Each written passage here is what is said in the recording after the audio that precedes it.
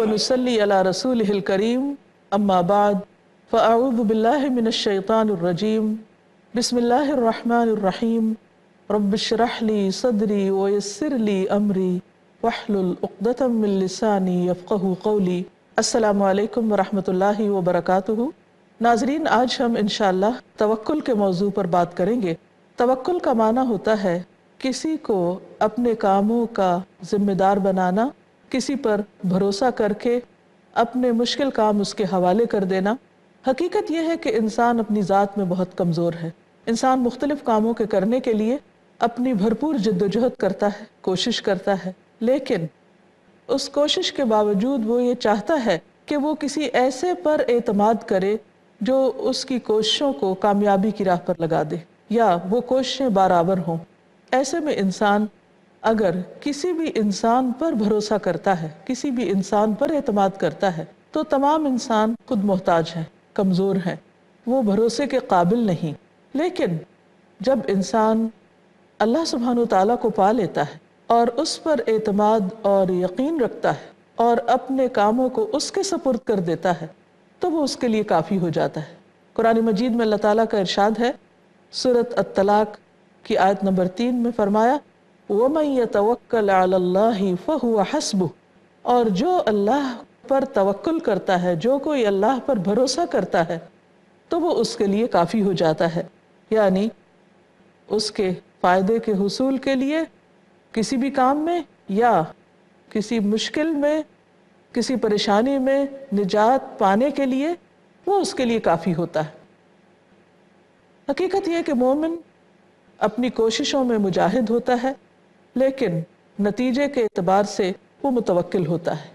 بھروسہ اللہ کی ذات پر کرے، کیونکہ انسان اس وقت تک کسی بھی کوشش میں کامیاب نہیں ہو سکتا جب تک اللہ کا اذن نہ ہو۔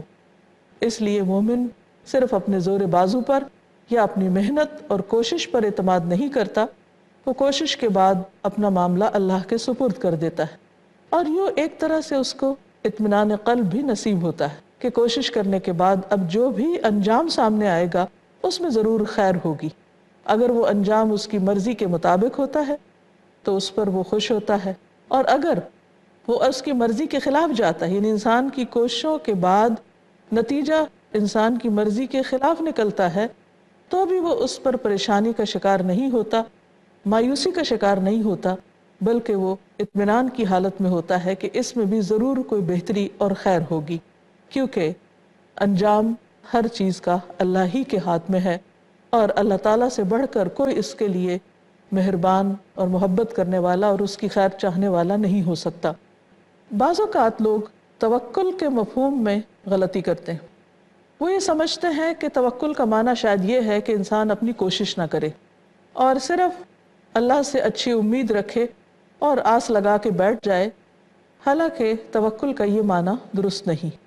مثلا کسان اگر یہ چاہتا ہے کہ وہ اپنی زمین سے بہترین پیداوار حاصل کرے، تو اس کے لیے ضروری ہے کہ وہ زمین میں ہل چلائے، بیج ڈالے، پانی لگائے اور باقی تمام احتیاطی تدابیر اختیار کرے، اور اس کے بعد اللہ پر بھروسہ کرے کہ وہ اس کی اس کھیتی کو پروان چڑھائے اور وہ واقعی برابر ہو۔ اب اگر کوئی شخص یہ سمجھتا ہے کہ چونکہ اس نے زمین میں ہل چلا دیا یا بیج ڈال دیا یا پانی سے سیراب کر دیا تو یہ کوشش کافی ہو جائے گی، تو یہ درست نہیں، کیونکہ بیج ڈالنا انسان کا کام ہے، لیکن اس بیج سے پودا نکالنا اللہ کا کام ہے۔ پودے کی شکل میں کسی بھی آپ پھول پتے کو دیکھیے کہ وہ کون بناتا ہے، کون پیدا کرتا ہے۔ ایک ہی بیج ہوتا ہے۔ مثلا انسان بیج ڈالتا ہے، لیکن اس سے جو پودا نکلتا ہے تو اس میں کچھ حصہ سرسبز ہوتا ہے، یعنی سبز رنگ کا ہوتا ہے، اور کچھ مثلا سرخ رنگ کا ہوتا ہے یا پیلے رنگ کا ہوتا ہے۔ یہ رنگوں کی تقسیم کون کرتا ہے؟ یہ ان کی شیپ کون بناتا ہے؟ ان میں مختلف طرح کے رنگ اور ذائقے کون ڈالتا ہے؟ یہ سب کچھ کرنے والا اللہ ہے۔ اس لیے انسان اپنے طور پر محنت سے کام لے، پلاننگ کرے، کوشش کرے اور صحیح ڈائریکشن میں کوشش کرے، اور اس کے بعد معاملہ اللہ تعالیٰ کے سپرد کر دے۔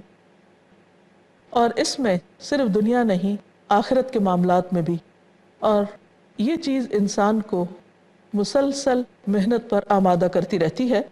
توکل کے بارے میں کسی نے کہا ہے کہ توکل سے مراد یہ ہے کہ جو کچھ اللہ کے پاس ہے اس پر بھروسہ کرنا، اور جو لوگوں کے پاس ہے اس کی امید نہ رکھنا، کیونکہ جب تک انسان لوگوں سے امید رکھتا ہے اور لوگوں پر اعتماد کرتا ہے تو بسا اوقات اس کی وہ امیدیں پوری نہیں ہوتی، تو اس کے لیے سخت پریشانی اور مایوسی کا دور شروع ہو جاتا ہے۔ اس لیے انسان کو ایسی کیفیات سے بچانے کے لیے توکل کا سبق انسان کو دیا گیا ہے۔ یہاں یہ بات بھی یاد رہے کہ صرف اسباب پر بھروسہ کرنا درست نہیں، بلکہ ایک قسم کا شرک ہے، کیونکہ اسباب اللہ کے ہاتھ میں ہیں، اور اس لیے اللہ کی ذات سے ہی امید رکھی جا سکتی ہے کہ وہ ان اسباب کو کامیابی کی راہ دے۔ مثلاً کوئی شخص پودا حاصل کرنے کے لیے صرف بیج پر بھروسہ نہیں کر سکتا، اسی طرح انسان کے لیے یہ بھی درست نہیں کہ وہ بیج ڈالے بغیر، کوشش کیے بغیر صرف نتائج کی امید رکھے۔ یہ بھی پھر شریعت کا انکار ہوگا، کیونکہ شریعت ہی نے ہمیں یہ سکھایا، اور حکمت کا تقاضا یہ ہے کہ انسان اسباب کا کلی طور پر انکار نہ کرے، اسباب سے بھی کام لے۔ ایک حدیث میں آتا ہے کہ اگر تم اپنے رب پر اس طرح توکل کرو جیسا توکل کرنے کا حق ہے، تو وہ تمہیں اسی طرح روزی دے جیسے پرندوں کو دیتا ہے۔ صبح کو وہ بھوکے اٹھتے ہیں اور شام کو پیٹ بھرے ہوئے واپس آتے ہیں۔ اس کا یہ مطلب نہیں کہ پرندے اپنے گھونسلوں میں ہی بیٹھے رہتے ہیں اور اللہ تعالیٰ ان کو آسمان سے رزق پھینکتا رہتا ہے، ایسا نہیں ہوتا۔ پرندے صبح سویرے رزق کی تلاش میں نکلتے ہیں، سارا دن گھومتے پھرتے ہیں، مختلف درختوں پہ بیٹھتے ہیں، مختلف چیزوں کو اپنی اپنی ضرورت کے مطابق دیکھتے ہیں اور ان تک پہنچتے ہیں، مسلسل جد و جہد کرتے ہیں، کوشش کرتے ہیں، اور پھر اس کوشش کے نتیجے میں وہ اللہ کی رحمت اور فضل سے اپنا رزق پا لیتے ہیں۔ پرندوں کا توکل یہ نہیں کہ وہ اپنے گھونسلے میں بیٹھ رہے ہیں اور پھر یہ چاہیں کہ اللہ تعالیٰ اس توکل کی وجہ سے ان کو گھونسلے کے اندر ہی رزق دے دے۔ اس لیے توکل کا مفہوم سمجھنے کے لیے ضروری ہے کہ انسان ایک طرف تدبیر کرے اور دوسری طرف اللہ پر بھروسہ کرے۔ تدبیر کرنا بھی اتنا ہی ضروری ہے جتنا اللہ تعالیٰ کی ذات پر مکمل بھروسہ کرنا ضروری ہے، کیونکہ اگر کوئی شخص بیج ہی نہیں ڈالتا، محنت ہی نہیں کرتا، اور وہ یہ چاہتا ہے کہ بیج ڈالے بغیر پودا نکل آئے، تو ایسا کرنا شریعت کے مقاصد کے خلاف ہے، حکمت کے خلاف ہے۔ دین میں اس کی کوئی گنجائش نہیں۔ ہمارے دین نے ہمیں کیا سکھایا ہے کہ انسان اسباب کو بھی اختیار کرے، کیونکہ اسباب بھی اللہ نے پیدا کیے ہیں، اور اسباب اختیار کرنا بھی اللہ ہی کا حکم ہے۔ مثلاً ایک شخص نبی صلی اللہ علیہ وسلم کے پاس آیا، اور جب اندر آیا تو آپ نے پوچھا کہ تمہارا اونٹ کہاں ہے؟ کہا میں تو اللہ کے بھروسے پر اس کو چھوڑ آیا ہوں۔ تو آپ نے فرمایا کہ اعقل و توکل، کہ جاؤ اس کو باندھو اور پھر اللہ پہ بھروسہ کرو۔ یعنی اللہ پر بھروسہ کرنے کا مطلب یہ نہیں ہے کہ انسان اپنی تدبیر کو بالکل چھوڑ دے، پہلے تدبیر کرے، اپنے حصے کا کام کرے، اور پھر باقی تمام معاملہ اللہ کے سپرد کر دے۔ اب سوال یہ پیدا ہوتا ہے کہ جب اس انسان کوشش کرتا تو پھر اللہ پر کیوں بھروسہ کرے؟ اس لیے کہ صرف کام کر لینے سے انسان منزل تک نہیں پہنچ سکتا جب تک اللہ کا اذن نہ ہو، اور دوسرے یہ کہ کوشش کے باوجود بھی انسان کی کوششوں میں بہت سی کمی رہ جاتی ہے، اور وہ کمی اللہ کی مدد سے ہی پوری ہوتی ہے۔ مثلاً ایک چھوٹا سا واقعہ جو پیش آتا ہے، مثلا پودے ہی کی مثال ہے۔ پودا جب اگتا ہے تو آپ دیکھیے کہ اس میں کائنات کی تمام چیزیں اپنا اپنا رول پلے کر رہی ہوتی ہیں۔ مثلا زمین کا وہ حصہ جہاں مخصوص بیج ڈالا جاتا ہے، وہ سارا اپنا کام شروع کر دیتا ہے، اور جو کچھ زمین کے اندر اللہ تعالیٰ نے غذائیت رکھی ہے وہ ایک مناسب مقدار میں اس بیج تک پہنچنے لگتی ہے۔ پھر اسی طرح پانی، ہوا، روشنی، اور جو پودا باہر نکلتا ہے تو فضا سے مختلف طریقوں سے اس کو جتنی مقدار میں جس چیز کی ضرورت ہوتی ہے اللہ تعالیٰ اس تک پہنچاتے ہیں۔ اب یہ تو آج کے دور میں انسان کوشش کر رہا ہے کہ کہاں ایک پودے کے اگنے میں کیا کیا عوامل کار فرما ہوتے ہیں، اور ابھی بھی انسان کا علم ناقص ہے، وہ مکمل معلومات نہیں رکھتا، لیکن یہ تو آغاز سے ہی جب سے زمین بنی ہے یہاں پر نباتات اگتی چلی آ رہی ہیں، حتیٰ کہ جب انسان نہیں تھا، جب بھی اللہ تعالیٰ کے فضل سے یہ سلسلہ جاری تھا۔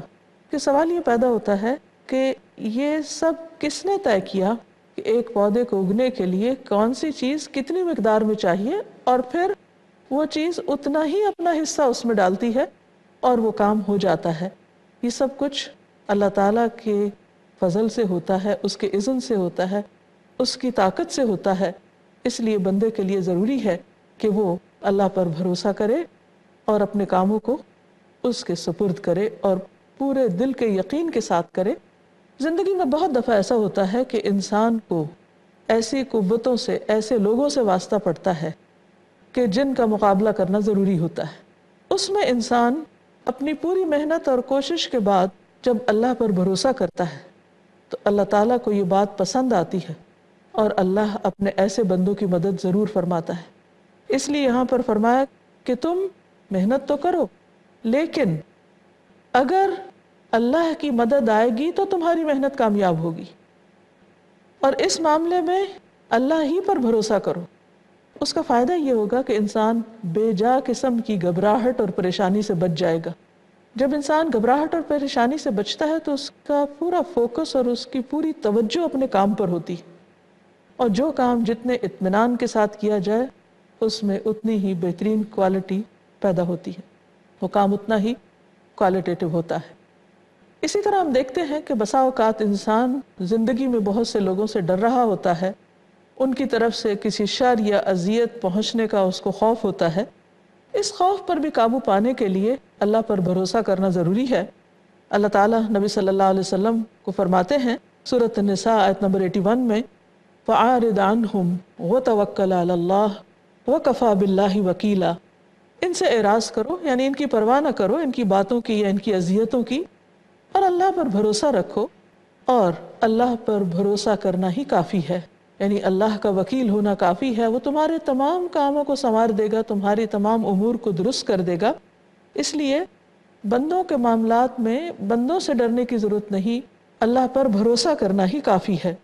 اسی طرح نبی صلی اللہ علیہ وسلم کو اللہ تعالیٰ نے تسلی دی کہ اگر لوگ آپ کی بات نہ مانیں، حق کے پیغام کو قبول نہ کریں، تو اس موقع پر بھی آپ مطمئن رہیں اور اللہ کو اپنا وکیل بنائیں اور اللہ پر ہی بھروسہ کریں۔ ارشاد باری تعالیٰ ہے سورۃ التوبہ کی آیت نمبر 129، فَإِن تَوَلَّوْا فَقُلْ حَسْبِيَ اللَّهُ لَا إِلَٰهَ إِلَّا هُوَ عَلَيْهِ تَوَكَّلْتُ۔